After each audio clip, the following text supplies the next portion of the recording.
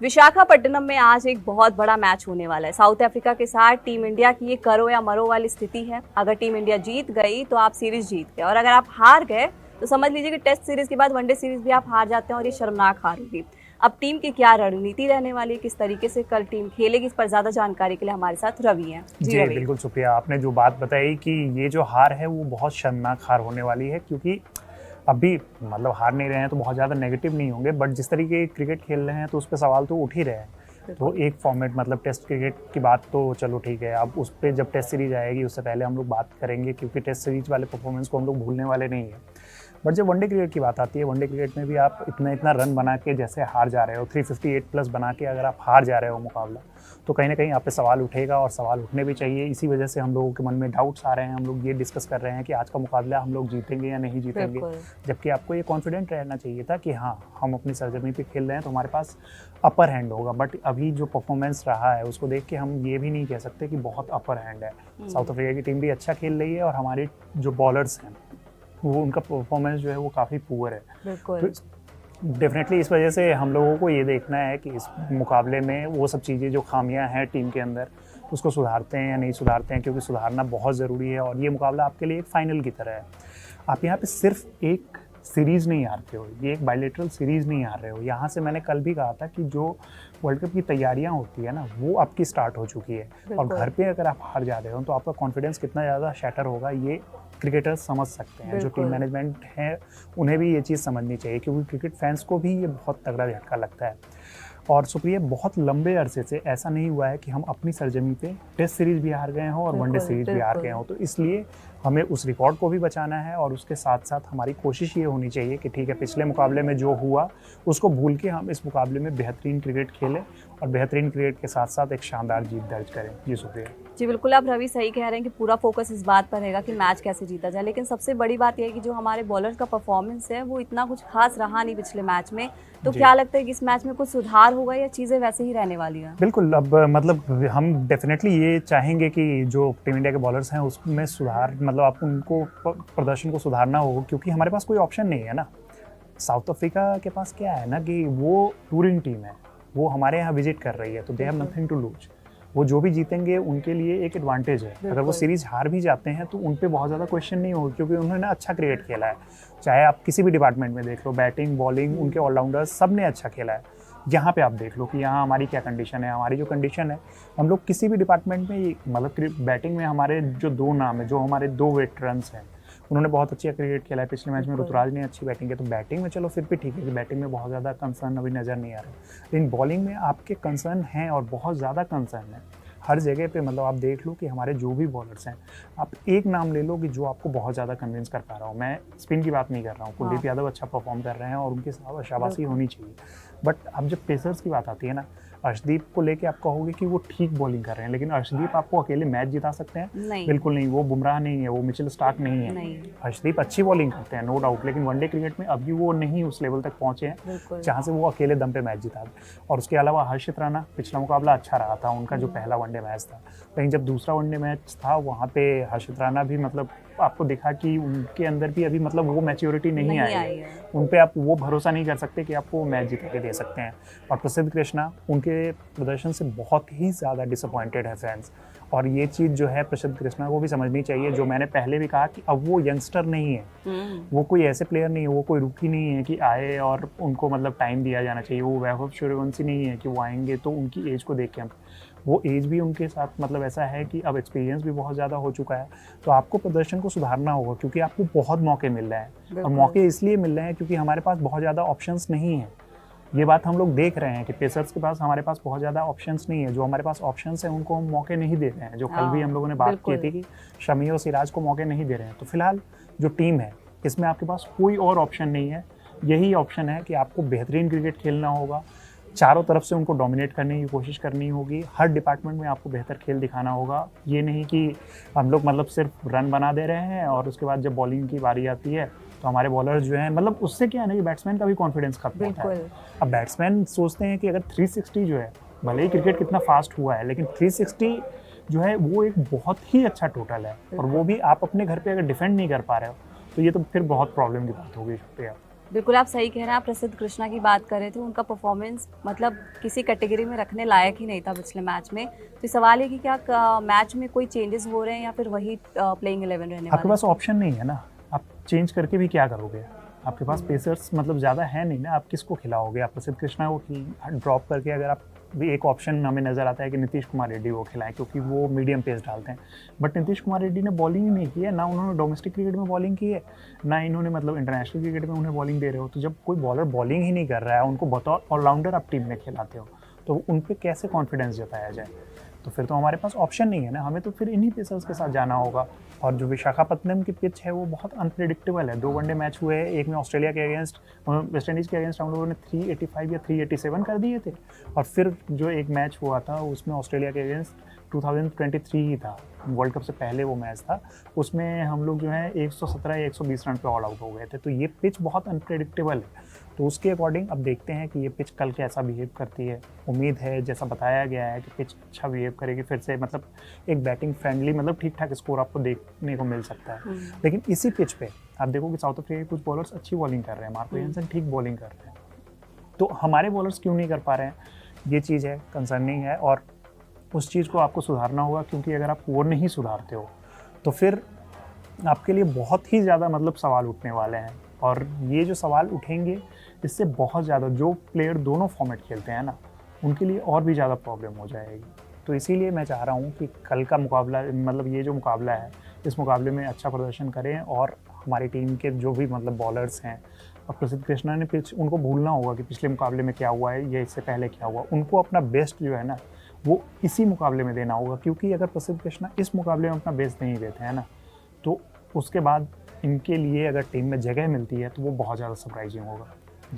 जी, आप प्रसिद्ध कृष्णा की बात कर रहे हैं, अब मैं सारे बॉलर्स की बात करूँ, क्योंकि कल का मैच बहुत इंपॉर्टेंट रहने वाला है। करो या मरो जैसी स्थिति है, जीतना तो हर हाल में है ही। तो क्या एक तरीके का ये प्रेशर रहेगा, और अगर ऐसा प्रेशर रहता है तो क्या फिर वो परफॉर्मेंस पर इसका असर होने वाला है? हाँ, दिखता है, असर तो दिखता है ना। आप प्रेशर में जाते हो, लेकिन मतलब हम लोग, हमारे यहाँ के जो भी प्लेयर्स हैं, आप देखो ना कि अगर यशस्वी जायसवाल की बात करें तो वो अब इतना एक्सपीरियंस हो गया है, और प्रेशर आपको हैंडल करना होगा। आप इंटरनेशनल लेवल पे खेल रहे हो, आप एक ऐसी टीम हो ना जिससे दुनिया की सारी टीम्स को डरना चाहिए, क्योंकि आपके पास वैसा टैलेंट है। तो प्रेशर की जहाँ तक बात है, ऑब्वियस सी बात है कि आप होम क्राउड में खेल रहे हो तो प्रेशर होगा। और जिस तरीके का टेस्ट का, क्योंकि क्रिकेट यहाँ पे तीनों फॉर्मेट जो है, हम तीनों फॉर्मेट को काउंट करते हैं। अगर टेस्ट में हमारा ख़राब प्रदर्शन रहा है, वो अभी तक हम लोग भूल नहीं पाए हैं। अब वनडे क्रिकेट मतलब वाइट बॉल क्रिकेट में भी अब हम हारना स्टार्ट कर दें, तो फिर तो फैंस के लिए मतलब वो, क्योंकि क्रिकेट से कितना ज़्यादा प्यार करते हैं वो देख रहे हो ना, क्रिकेट को यहाँ पे किस तरीके से पूजा जाता है। तो ये सारी चीज़ें हैं कि आपको यहाँ पे अपना बेस्ट देना होगा। ठीक है, पिछले मुकाबले में जो हुआ, अच्छी टीम है नो डाउट साउथ अफ्रीका की टीम, लेकिन ऐसे भी नहीं हारना है कि इतना रन बना के आप हार जा रहे हो। तो हमारे बॉलर्स को, हमारे बैटर्स को, हमारे फील्डर्स को, सबको अपना बेस्ट देना होगा, तभी हम ये मुकाबला जीतेंगे। और इस मुकाबले में मैं चाह रहा हूँ कि मतलब इस तरीके का प्रदर्शन हो कि आप डोमिनेट करो, सिर्फ जीतो नहीं, डोमिनेट करके ये मुकाबला जब जीतोगे ना, तो उससे फैंस को थोड़ी सी राहत मिलेगी कि हाँ चलो कुछ मतलब बेहतर हुआ है चीज़ों के। जी बिल्कुल, ये मैच जीतना तो है ही इंपॉर्टेंट, क्योंकि अगर ये मैच जीतते हैं तो सीरीज जीतते हैं, और टेस्ट सीरीज में जो एकदम करारी शिकस्त मिली थी वो थोड़ा सा हम भूल सकते हैं। अब हम बात करते हैं अपने बैटर्स की। सारी नज़रें फिर से विराट कोहली पर टिकी होंगी। देखना होगा कि क्या इस मैच में वो फिर से एक सेंचुरी मारकर फिर से अपना रिकॉर्ड तोड़ेंगे। हाँ बिल्कुल, वो क्योंकि 3 सेंचुरी वो लगा चुके हैं पहले भी, ऐसा नहीं है, बैक टू बैक 3 सेंचुरी जो उनकी हो चुकी है। कुमार संगकारा के नाम ये रिकॉर्ड है कि जिन्होंने 4 सेंचुरीज लगाई थी वर्ल्ड कप के दौरान, उसके बाद वो फिर रिटायरमेंट ही ले लिया था उन्होंने। लेकिन बाकी के प्लेयर्स, तो विराट कोहली अगर सेंचुरी लगा भी देते हैं ना, तो ये ब्रेकिंग न्यूज़ नहीं होगी।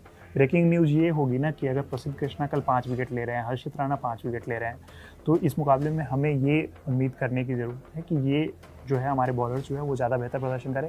इसके साथ साथ सुप्रिया, एक और बात जो मतलब मैं इसमें ऐड करना चाहूँगा कि ये सब स्ट्रेटजी तो एक जगह है। सबसे पहले भाई हमें टॉस जीतना होगा, क्योंकि अब बहुत ज़्यादा हो गया, 20 बार टॉस हारना, मतलब ये बहुत ही ज़्यादा हो गया है। अगर हम टॉस नहीं जीत पा रहे हैं, हमारी पूरी प्लानिंग जो है ना धरी की धरी रह जा रही है। अब वो कप्तान ये बात बेचारा बोल नहीं पाता है, कोई भी कप्तान हो, कि यार मतलब सेकंड बैटिंग उनकी आई थी, उनको एडवांटेज मिला क्योंकि हमारे बॉलर्स ग्रिप नहीं कर पा रहे हैं बॉल को। और ऑब्वियस सी बात है कि इंडिया में अब अगले 3 महीने की जो क्रिकेट है उसमें बहुत ज़्यादा ड्यू होता है, तो जो क्रिकेट खेलते हैं, जो मतलब हमारे व्यूअर्स भी जो क्रिकेट खेल रहे हैं, क्योंकि आजकल क्रिकेट कल्चर बहुत बड़ा है और लेदर बॉल का क्रिकेट बहुत होता है, तो आप देखोगे कि नाइट्स में जब खेलते हो तो बॉल ग्रिप करने में बहुत ज़्यादा दिक्कत होती है। तो वहाँ पे भी वही दिक्कत हो रही होगी, वो भी तो मतलब एट लास्ट ह्यूमन ही है ना। बिल्कुल। तो वो चीज़ हो रही है, तो उसका एडवांटेज साउथ अफ्रीका को मिल रहा है। और वो लोग अब इतने कॉन्फिडेंटली आ रहे हैं ना कि टॉस तो हम लोग जीत ही जाएंगे, तो वो उसी तरीके से प्लान बना रहे हैं।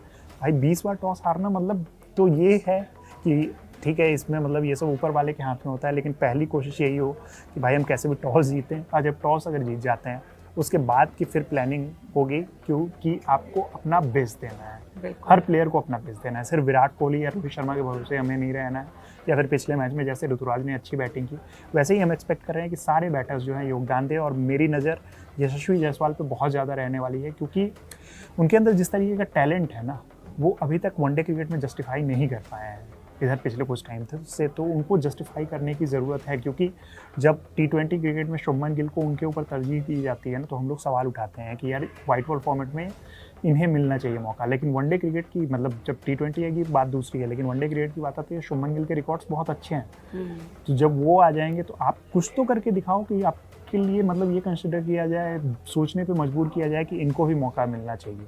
तो अभी तक यशस्वी ने भी डिसअपॉइंट किया है हमें, तो उम्मीद है कि यशस्वी भी बढ़िया खेल दिखाएंगे और हम लोग इस मुकाबले को डोमिनेट करते हुए जीतेंगे। जी शुक्रिया। जी बिल्कुल रवि, आप सही कह रहे हैं। आज के मुकाबले में हमारी नज़र रहेगी कौन से प्लेयर्स क्या खेल दिखा पा रहे हैं। हमारे बॉलर्स पर सबसे ज़्यादा नज़रें रहेंगी कि वो कितने विकेट्स ले पाते हैं, और सबसे ज़्यादा नज़र रहेगी टॉस पर, क्योंकि अगर टॉस जीत गए तो फिर एक तरीके से गेम अपने हाथ में हो जाएगी। फिलहाल इस वीडियो में इतना ही। ऐसी और भी खबरों को जानने समझने के लिए देखते रहिए कड़क। 2 निकम्मों को हटाओगे तभी तीसरा वनडे जीत पाओगे, सीरीज में अपनी नाक बचा पाओगे। जी हां, 2 ऐसे खिलाड़ी हैं जो इस पूरी सीरीज में फ्लॉप चल रहे हैं। दोनों ने कोई प्रदर्शन नहीं किया है, और अगर टीम इंडिया ने इनको तीसरे वनडे में भी खिलाने की गलती की तो एक बार फिर से आपकी शर्मनाक हार तय है। बड़ी मुश्किल से आप वनडे में एक जीत पाए हैं, और उसके बाद दूसरे मैच में आपने अपनी गलती की, आपने अपने पैर पर कुल्हाड़ी मारी, आप दूसरा मैच हार गए। नहीं तो आप 2-0 से आगे हो सकते थे, टेस्ट सीरीज की हार का बदला पूरा कर सकते थे। लेकिन चलिए, अच्छी बात यह है कि 3 मैच की ये सीरीज है, तो आपके पास अपनी गलती सुधारने का एक और मौका है। और ये गलती अगर आप सुधारते हैं तो यकीन मानिए टीम इंडिया को ये मैच जीतने से कोई नहीं रोक सकता। क्या गलती है और किन 2 निकम्मों को या फिर फिसड्डियों को, फ्लॉप खिलाड़ियों को निकालना चाहिए टीम से, बदलना चाहिए प्लेइंग 11 आखिरी वनडे में, इस पर बात कर लेते हैं। इसमें पहला खिलाड़ी है यशस्वी जायसवाल। इस पूरी सीरीज में यशस्वी जायसवाल फ्लॉप है, टेस्ट सीरीज में भी फ्लॉप थे, टेस्ट दोनों मैच में, दोनों पारियों में वो फ्लॉप थे। तो उसका जो असर है वो वनडे में भी देखने को मिल रहा है। सेट हो जाते हैं, उसके बाद आउट हो जाते हैं। ये नहीं है कि भाई कोई हार्ड लक होता है अगर, तो शुरुआत में ही बहुत अच्छी बॉल पड़ गई तो आउट हो जाएं। भाई साहब सेट हो जाते हैं, 10-15 गेंदें खेल लेते हैं, आदमी सेट हो जाता है आजकल वनडे में 10-15 गेंदें खेलने के बाद। भाई साहब तो पिछले मैच में कुछ 37 गेंदें खेल गए थे और कुछ 22 रन बनाए थे, 37-38 गेंदों पर, जिस पर कोई दूसरा बल्लेबाज होता तो हो सकता 50 ठोक देता, लेकिन यशस्वी जायसवाल 22 बनाकर आउट हो गए। तो जब किसी बल्लेबाज का समय खराब चल रहा है, फॉर्म खराब चल रहा है, आप क्यों उसको लगातार खिलाए पड़े।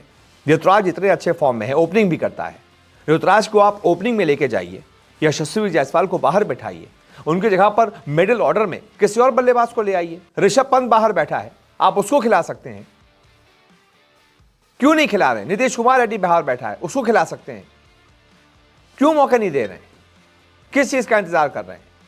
फ्लॉप बल्लेबाज एक बार फिर से फ्लॉप हो जाए, फिर से आपकी ओपनिंग खराब हो जाए, फिर से आप पर प्रेशर आ जाए, और सिर्फ यशस्वी जायसवाल को बाहर करने से काम नहीं होगा। एक और खिलाड़ी है जिसको आपको बाहर करना पड़ेगा तीसरे मैच में, और वो है वॉशिंगटन सुंदर। क्या खिलाड़ी है भाई, क्या कर रहा है, ना बैटिंग आ रही है ना बॉलिंग आ रही है, कर ही नहीं पा रहे हैं। पहले मैच में टेस्ट मैच खेलकर आउट हो गए थे, मैंने आपको बताया था, समझ ही नहीं आ रही थी गेंदें। और ये सिर्फ पहले मैच का नहीं है, दूसरे मैच में भी यही हुआ। 7-8 गेंदें खेलकर, जिस विकेट पर 7-8 गेंदें खेलकर अफ्रीका वाले कोई 15 बना रहा है, कोई 19 बना रहा है, कोई 20 बना रहा है, आप 1 बनाकर आउट हो गए। वही अगर वॉशिंगटन सुंदर इंडिया के लिए थोड़ा 8-10 गेंदें खेलकर 15-20 बना देते तो ये जो 10-15 रन का गैप था ये पूरा हो जाता, थोड़ा बढ़ जाते, इंडिया जो पीछे रह गई थी 20-25 रन वो हो जाते, तो इंडिया इस मैच को आराम से जीत सकती थी। लेकिन नहीं, बैटिंग भी पूरी तरीके से वॉशिंगटन सुंदर की दोनों मैच में फ्लॉप रही है, और बॉलिंग भी, एक विकेट नहीं ले पाए इस सीरीज में पूरी। काहे के गेंदबाज और काहे के ऑलराउंडर? तो भाई कोई अगर नहीं अच्छा कर पा रहा है, बाहर बैठाओ भाई उसको। उसकी जगह पर नीतीश कुमार रेड्डी को लेकर आओ, वो ऑलराउंडर बैठा है, अपने मौके के इंतजार कर रहा है, आप मौका ही नहीं दे रहे। तो अगर इन दो निकम्मों को नहीं हटाओगे तो तीसरा वनडे और सीरीज नहीं जीत पाओगे। आप बताइए इस बारे में आप क्या राय रखते हैं, हटाना चाहिए दोनों को या नहीं? इस वीडियो को देखने के लिए बहुत बहुत शुक्रिया। ऐसी खुशखबरियां जिन्हें सुनकर आप भी उछल पड़ोगे और कहोगे अब तो तीसरा वनडे भारत का ही है। जी हां दोस्तों, जिस हार ने करोड़ों भारतीय फैंस का दिल तोड़ा था, जिस हार ने लाखों लोगों को रात भर जागने पर मजबूर कर दिया था, उसी हार के बाद टीम इंडिया विशाखापट्टनम उतरी और आते ही ऐसी 3 बम फोड़ने वाली खुशखबरियां आईं कि विपक्षी टीम अभी से दिमागी रूप से खत्म हो चुकी है। लेकिन इन 3 खुशियों में सबसे बड़ा धमाका बीसीसीआई ने किया है। वह फैसला जिसने पूरे टीम इंडिया के ड्रेसिंग रूम में खुशी की सुनामी ला दी है, वह जिम्मेदारी जिसके बाद रोहित शर्मा के चेहरे पर वो पुरानी मुस्कान लौट आई है, जो मुस्कान जीत की गारंटी देती है। और आज मैं आपको एक एक खुशखबरियों का सच बताऊंगा कि आखिर ऐसी क्या हुआ विशाखापट्टनम पहुंचते ही जिससे पूरी टीम इंडिया का माहौल ही बदल गया। पहली सबसे धमाकेदार खुशखबरी, दोस्तों बात शुरू करते हैं उस खुशखबरी से जिसे जानकर आपका सीना गर्व से चौड़ा हो जाएगा। वाइजैक का मैदान यानी विशाखापट्टनम, एक ऐसा मैदान जो टीम इंडिया का किला माना जाता है, एक ऐसा ग्राउंड जहां आने वाली विपक्षी टीमें पहले ही हार मान लेती हैं, क्योंकि इस मैदान का इतिहास भारत के पक्ष में ऐसा है कि आंकड़े देखकर आपकी आंखें फटी रह जाएंगी। भारत का जीत प्रतिशत 80% से भी ज्यादा। जी हां भाई, 80% से ज्यादा मैच भारत ने यहां जीते हैं। मतलब मैच शुरू होने से पहले ही विपक्ष पर दबाव बन चुका है। जब टीम इंडिया विशाखापट्टनम उतरी, वहां की पिच देखी, वहां का इतिहास देखा, वहां की हवा का मूड समझा, तो सबसे पहला रिएक्शन पूरे टीम मैनेजमेंट का यही था, अब सीरीज हमारी मुट्ठी में। और यह सिर्फ आंकड़ों की बात नहीं है, ये वो मैदान है जहां कोहली और धोनी ने ऐसे ऐसे कारनामे किए हैं जो भारतीय क्रिकेट की यादों में हमेशा के लिए दर्ज हैं। दूसरी सबसे बड़ी खुशखबरी, राहुल का मास्टर स्ट्रोक। दूसरे वनडे में हार का सबसे बड़ा कारण क्या था? तेज गेंदबाजों का रन लीक करना, बैटिंग में गहराई की कमी, लोअर मिडिल ऑर्डर का टूट जाना, और इसी के बाद केएल राहुल ने कदम रखते ही सबसे बड़ा झटका लगाया। प्रसिद्ध कृष्णा बाहर, नीतीश रेड्डी अंदर। भाइयों, जिस गेंदबाज ने सबसे ज्यादा रन लीक किए, जिसने पूरे मैच का मोमेंटम बिगाड़ा, उसे टीम मैनेजमेंट ने तुरंत बाहर कर दिया। टीम इंडिया अब रिस्क नहीं लेगी, सीरीज बराबर है, तीसरा वनडे फाइनल की तरह है। और इसी वजह से एक मास्टर मूव किया गया, नीतीश कुमार रेड्डी की एंट्री। नीतीश रेड्डी का नाम सुनकर ही विशाखापट्टनम में हलचल मच गई, क्योंकि यह वही खिलाड़ी है जो फिनिशर भी है, पेस ऑलराउंडर भी। 7वें नंबर पर बल्लेबाजी, मजबूत दबाव में मैच पलटने की क्षमता दूसरे वनडे में भारत की सबसे बड़ी कमजोरी थी। नंबर 7 और 8 पर बैटिंग की गिरावट, लेकिन नीतीश रेड्डी इस गैप को पूरी तरह भर देते हैं। नीतीश की एंट्री का मतलब अब भारत 300 से 350 नहीं, सीधे 380 से 400 रन भी बना सकता है। नीतीश और जडेजा दोनों का पावर पैक जोड़ी, डेथ ओवर्स भी अब मजबूत। राहुल का यह फैसला पूरा मैच बदल सकता है। तीसरी सबसे बड़ी खुशखबरी, बिगेस्ट फैंस हर तरफ आग लगा दी है, और यह खबर रोहित शर्मा से जुड़ी है। जी हां दोस्तों, हार के बाद भी बीसीसीआई ने रोहित पर लुटाया भरोसा। जैसे ही भारतीय टीम विशाखापट्टनम पहुंची, बीसीसीआई ने टीम मैनेजमेंट के सामने एक बड़ा ऐलान किया, और यह सिर्फ कोई छोटा मोटा बयान नहीं था, यह एक बड़ी, बेहद बड़ी जिम्मेदारी थी जिसे सीधे रोहित शर्मा को सौंपा गया। बीसीसीआई ने कहा, साहब क्या हुआ? हार के बाद भी रोहित को हटाने का कोई सवाल नहीं। टीम की रणनीति, अब रोहित के हाथ में आने वाले टूर्नामेंट्स की पूरी प्लानिंग भी रोहित के अंडर ड्रेसिंग रूम को मिला। बड़ा पॉजिटिव संदेश। और दोस्तों, क्रिकेट में सबसे बड़ी बात होती है भरोसा। जिन खिलाड़ियों को लगता था कि कप्तान बदल जाएगा, उनकी चिंता खत्म। रोहित की देखरेख में खिलाड़ी खुलकर खेलते हैं, रोहित का दिमाग मैच में स्थिर रहता है, और बीसीसीआई का यह फैसला तीसरे वनडे के लिए टीम इंडिया को एक जबरदस्त बूस्ट देता है। यह कोई छोटी बात नहीं है, ये एक अल्टीमेट मैसेज है कि रोहित ही टीम इंडिया के सबसे बड़े फैसलों का चेहरा है। अब बात करते हैं इन तीनों खुशखबरियों का असर क्या होगा। तो दोस्तों, टीम का मनोबल 100% बढ़ चुका है। खिलाड़ी अब दबाव में नहीं, आक्रामक खेलेंगे।